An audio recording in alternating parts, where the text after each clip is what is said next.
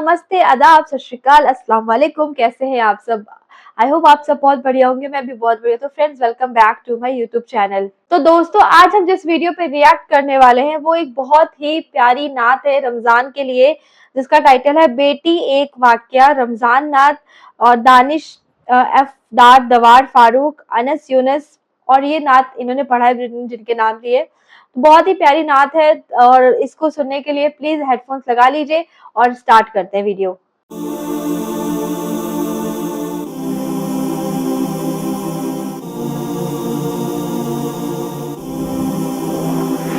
एक वाकया बतलाता हूँ मैं मुल्क अरब का। वो दौर मदीने में था पैगंबर रब का। एक आदमी दरबार नबूवत में था हाजिर। ईमान की दौलत मिली वो पहले था काफिर। उस शख्स ने आका से कहा, है मेरे आका, जिस वक्त मैं काफिर था तब एक जुर्म किया था। जो मेरा कबीला कहे वो मानता था मैं।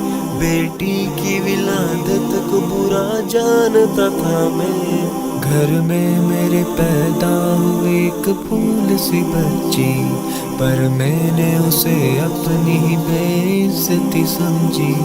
नफरत थी मुझे उससे, मैं बेजार था उससे, लेकिन मेरी बीवी को बहुत प्यार था उससे। उस बच्ची ने इज्जत मेरी हर सिमत उछाली।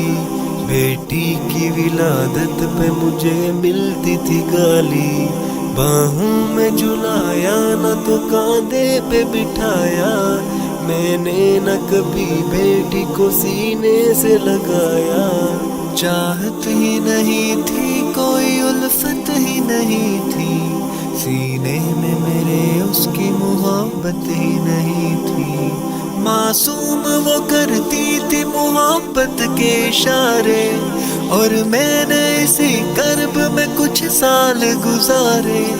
मैं सोचता रहता था उसे मार ही डालूं, खोई हुई इज्जत को फिर एक बार मैं पालूं। एक रोज उसे लेके निकल आया मैं घर से।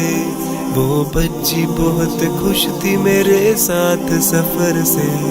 वो तोतले अंदाज में करती रही बातें, सुनता रहा हंस हंस के मैं उस बच्चे की बातें। फरमाइश वो करती रही सारे सफर में, जागी न मोहब्बत ही मगर मेरे जिगर में। सहरा में चला आया मैं बस्ती से निकल कर, बच्ची भी वहाँ पहुंची मेरे साथ ही चल कर। सुनसान जगह देख के सरशार हुआ मैं, उस बच्ची की तदफीन को तैयार हुआ मैं। तब मैंने ये सोचा कि यही कब्र बना लूं, और आज ही इस बच्ची से छुटकारा मैं पालूं। जब मैंने किया एक गड़ा खोद न जारी, उस वक्त मेरे जहन पे शैतान था तारी। गर्मी थी बहुत, चूर हुआ जब मैं थकन से, उस वक्त पसीना निकल आया था बदन से। मासूम सी बच्ची को तरस आ गया मुझ पर, हाथों से उस बच्ची ने साया किया मुझ पर। दम लेने को बैठा जो जरा मुझ सा कमीना, वो पूछ रही थी मेरे चेहरे का पसीना। रह रह के मेरा हाथ बटाती रही वो भी, और कब्र की मिट्टी को हटाती रही वो भी।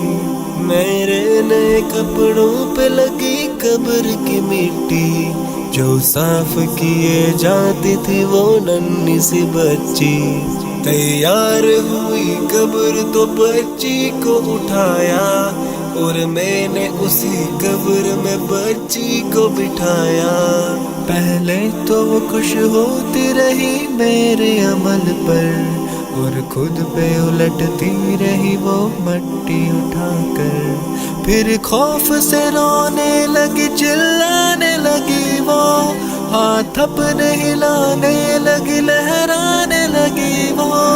रोती रही चिल्लाती रही फूल सी बच्ची, जब तक भी नजर आती रही फूल सी बच्ची। उस दिन मेरी रग रग में था शैतान समाया, उस बच्ची पे थोड़ा भी मुझे रहम न आया।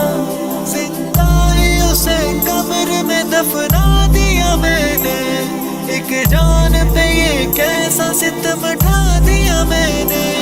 वो आदमी रोता रहा ये बात बताकर, उस शख्स के रुखसार भी अशकों से हुए तर।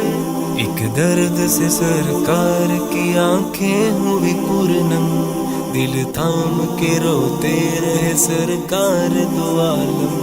सरकार को जो बात रुलाए वो गलत है, अल्लाह को जो तैश दिलाए वो गलत है। सरकार को माना है तो सरकार की मानो, हर बात मेरे सैयद अबरार की मानो। एक फर्ज मिला है तुम उसे दिल से निभा लो, बेटी को मोहब्बत से दिलो जान से पालो। बेटी पे तो जन्नत की जमानत है खुदा की, ये बोझ नहीं है ये अमानत है खुदा की। अल्लाह कभी बेटी से नफरत न करो तुम, कानून शरीयत से बगावत न करो तुम। दुनिया में तुम आए हो तो वापस भी है जाना, महशर में न पड़ जाए तुम्हें चेहरा छुपाना।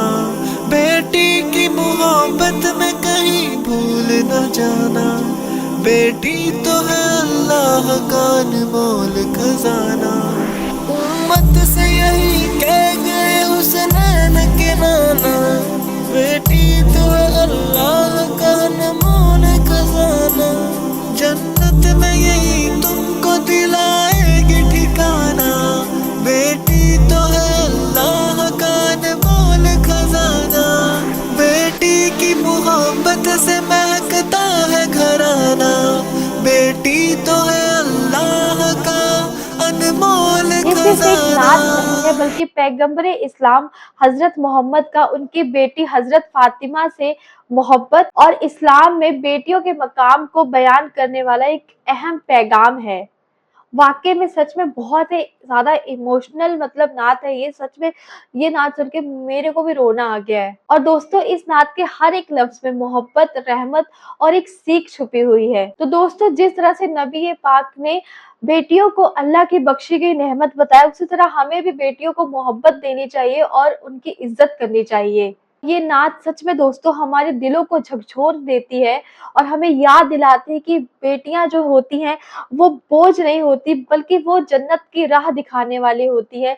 कि जब आप यहाँ से जन्नत में जाएंगे तो बेटियां ही हैं जो आपके लिए जन्नत का दरवाजा खोलेंगी। जब अल्लाह ने इतनी बात कह दी तो फिर हम कौन होते हैं बेटियों को मारने वाले। सच में दोस्तों जो एक स्लोगन है बेटी बचाओ बेटी पढ़ाओ, तो ये सिर्फ एक स्लोगन नहीं होना चाहिए बल्कि हर एक इंसान के अंदर सच में ये चीज़ होनी चाहिए। इतनी इंसानियत तो होनी चाहिए कि भाई वो आपकी बेटी किसी पराये की बेटी नहीं है, तो कम से कम उसे इस लायक बनाओ कि वो अपने पैरों पे खड़ी हो चुके, खुद इंडिपेंडेंट हो सके, ताकि उसे किसी के आगे मोहताज ना रहना पड़े और वो आपका नाम भी रोशन कर सके। ना जाने आज देश और दुनिया में ऐसी कितनी ही औरतें हैं, कितनी ही ऐसी बेटियां हैं जिन्होंने अपने माँ-बाप का नाम मतलब गर्व से ऊँचा किया है। मतलब बहुत सारे नाम हैं ऐसे जिनका मैं मतलब अगर लिस्ट बनाने लग जाऊँ तो शायद ये वीडियो छोटी पड़ जाए। लेकिन बहुत सारे ऐसे नाम हैं जैसे हमारी कल्पना चावला है, अभी हाल ही में सुनीता विलियम्स होकर आई हैं मतलब स्पेस से। तो आप देख सकते हैं बहुत सारी ऐसी एग्ज़ाम्पल्स हैं, बहुत सारी एग्ज़ाम्पल्स हैं। हमारे देश के जो राष्ट्रपति हैं वो खुद एक महिला है, किसी की बेटी ही है आखिर वो भी। तो बेटियाँ किसी से कम नहीं, बेटियाँ आपको वो मुकाम दिला सकते हैं जो शायद बेटे भी आज के टाइम पे नहीं करते हैं। बेटियाँ अपने माँ-बाप का सच्चा-सच्चा सहारा है। आजकल जो लड़के हैं ना वो अपने माँ-बाप को छोड़ देते हैं, लेकिन बेटियाँ उन्हें अपनाती हैं।